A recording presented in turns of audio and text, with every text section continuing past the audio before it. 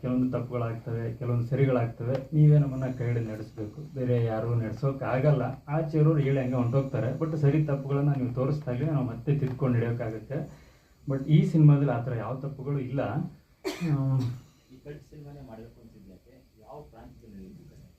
ಇದು ಪ್ರಾಂತ್ಯ ಅಂತೇನಿಲ್ಲ ಸರ್, 1980s ಎಲ್ಲ ಕಡೆ ನಡೆದಿರುವಂಥ ಘಟನೆಗಳಿದೆ. ಇದೇ ಭಾಗ ಅಂತ ಏನಿಲ್ಲ, ಆಲ್ ಓವರ್ ನಮ್ಮ ಭಾರತದಲ್ಲಿ ಎಲ್ಲ ಕಡೆ ನಡೆದಿರುವಂಥ ಘಟನೆಗಳೇ ಇವು. ಈ ಘಟನೆಗಳನ್ನು ಇಟ್ಕೊಂಡು ಮಾಡಿರುವಂಥ ಸಿನಿಮಾ ಧರ್ಮಂ ಸಿನಿಮಾ.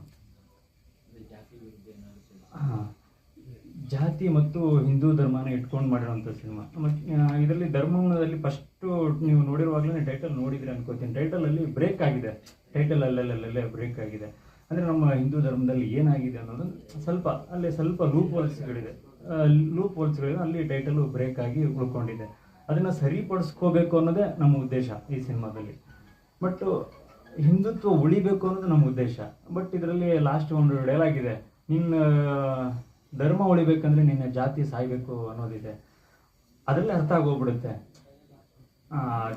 ಅದರಲ್ಲೇ ಅರ್ಥ ಆಗೋಗ್ಬಿಡುತ್ತೆ ಏನು ವಿಷಯ ಈ ಸಿನಿಮಾದಲ್ಲಿ ಇದೆ ಅನ್ನೋದನ್ನು. ಅಷ್ಟೊಂದು ಸ್ಟ್ರಾಂಗಾಗಿ ವಿಷಯ ತೊಗೊಂಬಂದಿದ್ದೀವಿ. ಬಿಕಾಸ್ ಏನು ಹೇಳ್ಬೇಕಂದ್ರೆ, ಬಟ್ ಈ ಥರದ ವಿಷಯಗಳನ್ನ ತೊಗೊಂಬಂದಿರೋರಲ್ಲಿ ತುಂಬ ರೇರ್. ಕನ್ನಡದಲ್ಲಿ ಯಾರೂ ತೊಗೊಂಡು ಬಂದಿಲ್ಲ, ಬಟ್ ತುಂಬ ರೇರಲ್ಲಿದೆ. ಬಟ್ ನನಗೆ ಆ ಥರದ್ದು ಅನಿಸಿದಾಗ ಯಾರಾದರೂ ಒಬ್ಬಳೆ ಈ ಥರದ್ದು ವಿಷಯನ ಹೇಳಬೇಕಂದ್ರೆ ಒಬ್ಬಳೆ ಸ್ಟ್ರಾಂಗ್ ವ್ಯಕ್ತಿ ಬೇಕಲ್ವಾ, ಅದನ್ನು ಲಾಂಚ್ ಮಾಡೋಕೆ ಬೇಕಲ್ವ. ಸುಮ್ಮನೆ ಬ್ಲೈಂಡ್ ಆಗಿ ಹೋಗ್ಬಿಟ್ರೆ ಅದಕ್ಕೆ ವೇಟೇಜ್ ಇರಲ್ಲ ಅಂತ ಅನ್ನಿಸ್ದಾಗ